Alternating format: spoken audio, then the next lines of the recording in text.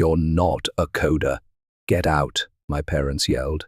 I left with $250 in my pocket.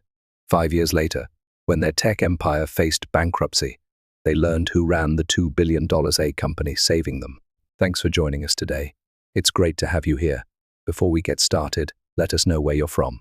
Leave a comment with your city. Now, let's pick up the story from where we left off. I should have seen it coming.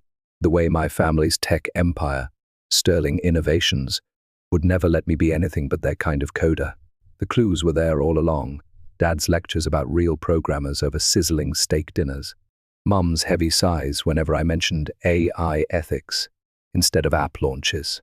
The way they mounted my brother Liam's coding trophies on the mantle, while my philosophy degree from Emory gathered dust in a cardboard box. But nothing could have braced me for that sticky June evening in 2025. Right after my college graduation, I stepped into our sleek Atlanta home. The air thick with humidity and the faint hum of servers from Dad's office. My diploma was still warm in my hand, and I was buzzing from a job offer at an AI ethics think tank, my dream gig. I'd barely kicked off my shoes when Dad's voice sliced through the foyer. "Sophie, office." Now, the room was a temple to Sterling's billion-dollar legacy. Glass walls, glowing monitors stacked like altars. A framed patent for their first app, signed by Dad and Mom. He sat behind his desk, fingers steepled, his cool glare fixed on me. "We've enrolled you in our coding boot camp," he said, sharp as a syntax error. "Forget this ethics nonsense. You're a Sterling. You build software, not theories." My stomach dropped. I gripped my diploma tighter and said, "Dad, I'm not coding for Sterling. I want to shape AI's future. Make it responsible." Mom stormed in then, her face twisted like I'd betrayed the family name. "You'd rather criticize coders than be one," she snapped. Dad slid an envelope across the desk, $120 in crisp bills. "Join us, or leave," he said, cold as a crashed server. I dug into my wallet, pulled out my last $50 graduation cash, and tossed it on top. $250, I said, voice shaking but steady. "That's my seed money. You'll regret this." I turned and walked out, the glass door clicking shut behind me. My future unwritten, but mine. That first night after leaving, I landed on my old college buddy Max's couch, the springs creaking under me like a weary sigh. My $250 felt thin in my pocket, but I had a plan. The next morning, I hit a thrift store rows of faded flannel and chipped mugs, the kind of place Mom used to drag me to for character finds, and bought a battered laptop for $200. It smelled faintly of cigarette smoke, but it hummed to life, and that was enough. I sat cross-legged on Max's threadbare rug, sipping instant coffee from a mug with a faded World's Best Dad logo, and started freelancing, coding AI ethics tools for anyone who'd hire me. I pitched to startups, non-profits, even a quirky professor I'd met at Emory. But then Dad's shadow fell. Word got around Atlanta's tech scene. Sterling Innovations' CEO had called me unreliable, a dreamer who'd abandoned the family legacy. Doors slammed shut. Emails went unanswered. I'd send a proposal, wait days, then get a polite, "We've gone another direction." It wasn't just rejection. It was erasure, like I'd never mattered. The sting was quiet but deep, the kind you feel when you're 50, and realize the folks you love most don't see you anymore. I'd lie awake on that couch, the glow of my laptop screen painting shadows on the ceiling, and hear Dad's voice from years back, "You'll never make it without Sterling." I'd think of Sunday dinners, Mom's pot roast, the clink of forks, Liam bragging about his latest app while I'd share some half-baked idea about AI fairness, only to get a tight smile and a "That's nice, Sophie." Now those memories felt like ghosts, but I kept going. I'd code until my eyes burned, tweaking algorithms to spot bias in AI hiring systems, sipping cold coffee to stay awake, my fingers trembling from exhaustion and stubborn hope. Weeks bled into months. My cash dwindled to $30, then $10. I'd walk past Sterling's gleaming downtown tower, its glass catching the Georgia sun like a taunt, and feel a knot in my chest. I'd lost weight, my jeans hanging loose, and Max started leaving extra sandwiches out, pretending they were leftovers. I hated the pity, but I ate them anyway, the bread sticking in my throat. Then, at a break, a small non-profit indicator needed an AI bias detector for their job platform. I built it in a week, hunched over that smoky laptop in Max's cramped kitchen, the hum of his old fridge keeping me company. They paid me $500 peanuts, but it worked. Their hiring stats improved, and they told a friend, who told a friend. Soon, I had 3 clients, then 5. I'd meet them in coffee shops, scribbling notes on napkins, my voice steadying as I explained how my tools could make tech fairer. They'd nod, eyes lighting up, and I'd feel a flicker of something pride, maybe, or just relief that someone saw me. Dad's blacklist still lingered, a whisper in the industry's ear, but I pushed harder. I saved enough to rent a tiny studio apartment peeling paint, a single window overlooking a parking lot, but mine. I'd sit at a wobbly card table, the kind my folks used for bridge nights, and work late, the streetlights buzzing outside. One night, I typed Spark AI into a cheap website builder, my fingers pausing over the keys. Spark, like a flame from ashes, a quiet fire that grows. I hit publish, and my little venture was real.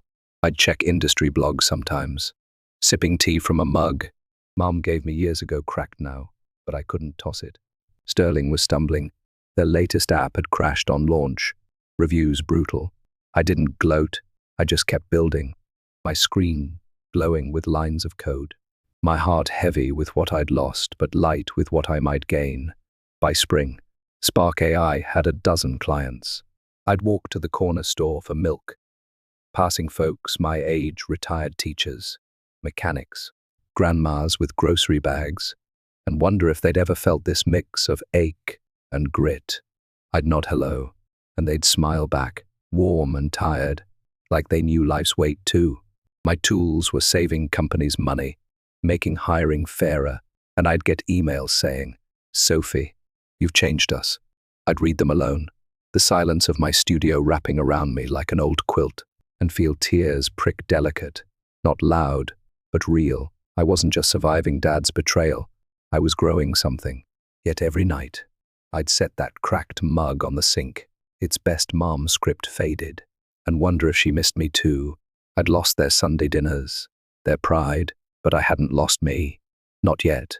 2 years after I'd started Spark AI, my little studio felt less like a cave and more like a launch pad. I traded the wobbly card table for a desk from a garage sale, solid oak, scratched but steady, the kind Dad might have used for his first sterling sketches. Spark was growing. We'd moved into a small office downtown, a brick-walled space with creaky floors and a view of the Atlanta skyline. I'd hired a team, 5 sharp minds, all believers in ethical AI, and we'd built a platform that didn't just detect bias but predicted it, saving companies millions while keeping tech human. Big players like Novatech and Horizon Systems signed on, their CEOs shaking my hand over coffee at a diner I loved, its jukebox crooning Patsy Cline. I'd sit there after meetings, nursing a black coffee, the vinyl booth squeaking under me, and feel a soft glow, something like peace, fragile but real. But then Dad struck again, a shadow I couldn't outrun. A lawsuit landed on my desk, Sterling Innovations, claiming I'd stolen their ideas from childhood chats about code. It was nonsense. My work was mine, but the legal fees hit hard, draining half my savings. The fight was brutal. I'd sit in my office late, papers strewn across that oak desk, a single lamp casting a warm circle around me. My team rallied, but I felt the weight. Every dollar spent on lawyers was a dollar not building Spark. I'd stare at a faded photo on my wall, me and Liam at 10, grinning over a clunky robot we'd made from Radio Shack parts. Mum had snapped it, her laugh echoing in my memory. Now she was on Dad's side, silent in court as his lawyers painted me a thief. The ache wasn't loud, it was a quiet bruise, the kind you carry at 50 when you realize family can break you twice, once by leaving, once by fighting. I'd walk home past retirees chatting on porches, their voices soft with years, and wonder if they'd ever faced this, love turning to legalese. But the judge dismissed it after 6 months, calling it baseless. I won, but victory tasted like ash sweet, sure, but laced with exhaustion. By 2030, 5 years after I'd walked out, Spark AI was a $2 billion company, We'd reshaped AI ethics globally. Our platform was in boardrooms from Seattle to Singapore. I'd moved to a loft with big windows, the city lights winking at me like old friends. I'd sit in my favorite armchair, worn leather, a flea market steal, and read industry reports. A glass of iced tea, sweating on the coaster Mum knitted me decades ago. Sterling was crumbling. Their stock had tanked after another flop. Their offices half empty. I heard it through whispers at tech meetups, folks in sensible shoes and bifocals swapping gossip over stale donuts. They needed my platform to survive, ironic, considering Dad's sneers about ethics nonsense. I didn't gloat. I just kept going. My team turning out updates. My inbox full of thank yous from HR reps who'd hired better because of us. But the lawsuit scars lingered. I'd catch myself rubbing my thumb over that coaster's frayed edge, remembering Mum's hands knitting it, and feel a pang sharp, then soft, like a wave receding. One humid July night, I sat in that diner again, the jukebox playing crazy as rain streaked the windows. A Novatech exec had just called. Sterling had reached out, desperate for a demo of Spark's platform. I stirred my coffee, the spoon clinking against the mug, and thought of Dad's office, those glowing monitors, his steely voice. I'd legally changed my name to Sophie Spark last year, shedding Sterling like an old coat. But this felt bigger. I pulled out my phone, scrolled to a news alert. Sterling Innovations nears bankruptcy. My chest tightened, not with joy, but with something heavier, a mix of vindication and loss. I paid my tab, left a generous tip for the waitress who'd seen me through lean years, and stepped into the rain. Back home, I sank into that armchair, the leather cool against my skin, and stared at the skyline. I'd built an empire from $250 in spite. But Sterling's fall wasn't just their failure, it was mine to face next. They'd need me soon, and I'd be ready, not as their daughter, but as the woman they'd forced me to become. The call came on a muggy August morning in 2030, the kind of day where the air clings like a damp shirt. I was in my loft, sipping coffee from a chipped mug I'd kept since college. Its Atlanta Braves logo half gone, a relic of simpler times when Dad and I would cheer over hot dogs at the stadium. My assistant, Nora, buzzed me. Sterling Innovations wants a meeting. Today. I set the mug down, the ceramic cool against my palm, and felt a ripple, not anger, but something softer, like the ache of an old bruise. I'd known this was coming. Their bankruptcy filing had hit the news last week, $20 million in debt, their stock a ghost of its former self. They needed Spark AI's platform to pull them out, and I'd spent years quietly buying up their debts. A controlling stake through shell companies, a chess move. I'd played in the shadows. I pulled on a blazer, grabbed my battered leather satchel, and headed to their tower, the one I'd once seen as a fortress. The lobby felt smaller now. The marble scuffed. The receptionist smiled tight. I rode the creaky elevator up, its hum a faint echo of the servers that used to sing in Dad's office. The boardroom doors swung open, and there they were, Dad at the head of the table, his tie loosened, Mom beside him, her hands clasped like she was praying. The bored, grey-haired men in rumpled suits stared as I walked in, my heels clicking on the hardwood. "I'm Sophie Spark, CEO of Spark AI," I said, my voice steady but soft, like I was reading a bedtime story. Their eyes widened, confusion, then recognition, then something heavier. Dad's jaw tightened, Mum's lips parted, a breath escaping. I set my satchel down, pulled out a tablet, and laid out the deal. Spark would license our platform to Sterling, assume their debt, and modernize their systems for a price. They'd keep the name, but I'd call the shots. "This is your lifeline," I said, tapping the screen to show their numbers, red ink bleeding across the page. Dad stood, his chair scraping back. "We'll find another way," he rasped, but his voice cracked, thin as ice on a winter pond. Mum's eyes glistened, and I saw her twist the gold band on her finger, the one she'd worn since I was a kid, polishing it while she hummed hymns in the kitchen. I slid a folder across the table. "I own your debt," I said, letting the words settle like dust. "Evergreen Holdings, that's me. You've got no other play." The room went still. I reached into my satchel, pulled out an envelope, and placed it down, $250 in crumpled bills, the same ones I'd left with 5 years ago, kept in a drawer, like a talisman. This built spark, I said, my throat tightening. Consider it returned. Dad's hands shook as he opened it, then sank back into his chair, the fight draining out of him. The board murmured, nodding, and he signed the contract, his pen scratching like a last breath. I demoted him to advisor, no power, just a title. Mum whispered, Sophie, but I couldn't look at her. Not yet.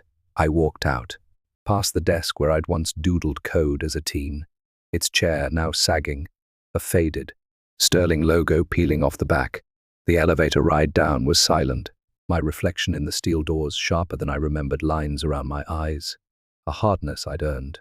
Outside, the city buzzed, retirees shuffling past with grocery bags, their chatter a soft hum. I stopped at a bench, the wood weathered like the pews in the church Mum used to drag us to, and sat. Satisfaction bloomed, delicate as a spring bud. Sterling was mine to save, their empire bowing to the daughter they'd cast out. But there was a hollow ache too, a memory of Dad teaching me to debug on that desk. Mum's hymns floating through the house. I'd won, but it felt like losing something too, the family I'd once known. Now strangers across a table.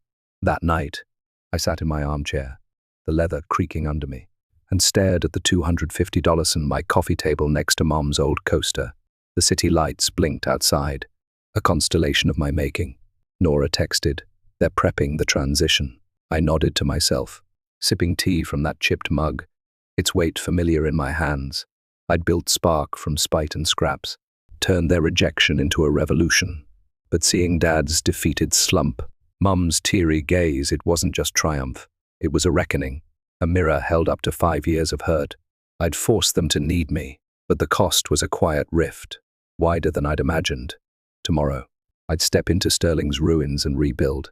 But tonight, I let the silence settle heavy and tender, like a song I couldn't quite forget. Fall crept into Atlanta by September 2030. The air crisp, leaves skittering across my loft's balcony. I'd taken over Sterling Innovations, moving my office into their tower, same view, new purpose. My team swarmed in, rewiring their systems with Spark AI's platform. Within weeks, their servers hummed again. Clients trickled back, and stock ticked up. Dad stayed on as advisor, a ghost in the halls. His once commanding stride slowed. Mom left voicemails soft, halting pleases I'd delete. My thumb hovering over the play button. I'd sit in my armchair, the leather now a friend, and trace the edges of that $250, framed on my desk beside Mom's coaster. Then came the glitch. A client's AI misfired, risking a PR nightmare. I raced to the server room, screens flashing red, and found Dad there, hunched over a keyboard, his fingers steady as he used my platform to patch it. We saved the day side by side, sweat on our brows, the hum of cooling fans, a quiet hymn. He looked at me, eyes tired but clear, and said, "I was wrong. Sophie, this something broke the dam." We met for coffee the next day at my loft, the porch swing creaking as we sat, steam curling from mugs. Mom came too, her hands clutching a chipped cookie jar oatmeal raisin, my childhood favorite. Her voice trembled. "We missed you." I didn't forgive easy. The hurt lingered like a bruise, but I nodded, sipping coffee, the bitterness softening. Dad asked to join Spark, not to lead, but to teach, mentoring coders on ethics using a dog-eared manual he'd written years ago. I said yes. Sterling became our flagship, a blend of his grit and my vision, its lobby bustling again. One evening, over Mum's cookies, we really talked about pride, mistakes, the years we'd lost. Dad took my hand, his grip frail but warm, and said, "I thought coding was the only way. You showed me different." I framed that $250 beside a photo of us now me, Dad Mom smiling in the tower's glow. Success wasn't just saving Sterling, it was this healing what broke. At 50-some, you learn life's not about winning fights but mending them. I'd built an empire from rejection, proved my path, but the real win was here. A swing's creak, a cookie's crumble, a father's quiet sorry.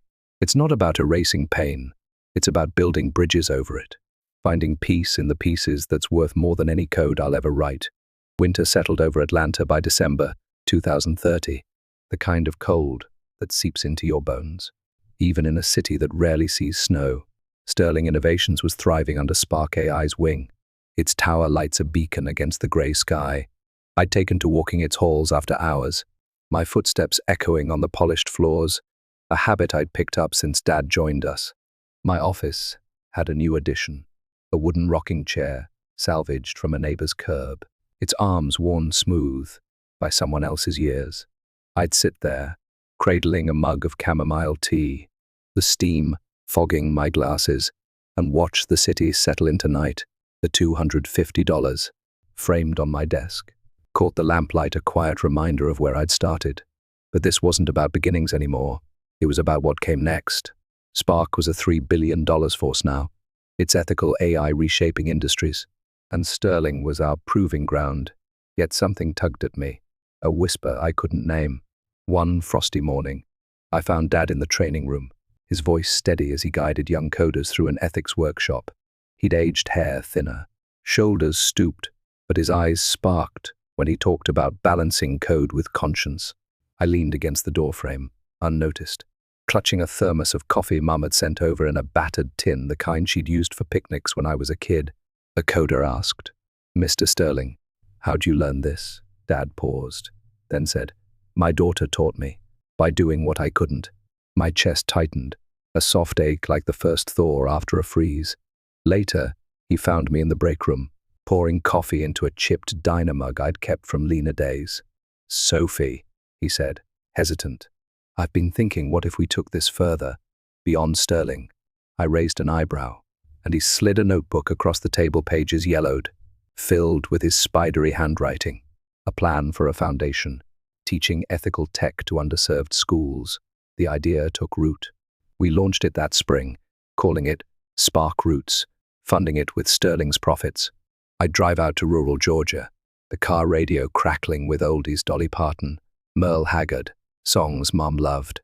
At a community center in Monroe, I watched Dad show kids how to code on donated laptops. His hands patient as they fumbled.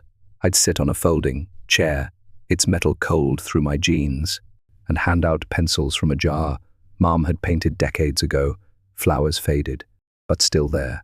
The kids' faces lit up, teens who'd never touched a keyboard, now dreaming of tech. One girl, maybe 14, shyly showed me her first programmer bias checker. Rough, but hers.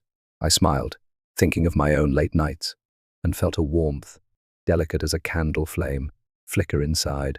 Mom came too sometimes, bringing cookies in that jar, her apron dusted with flour. She'd hug me quick, her perfume the same lilac I'd known since childhood, and whisper, "This is good, Sophie." By summer, Spark Roots was in 10 states.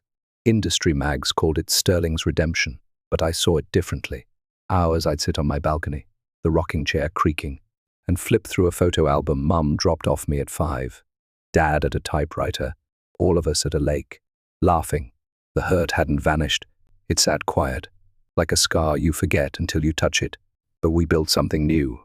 One night, Dad called me to the tower's roof, a rare clear sky above.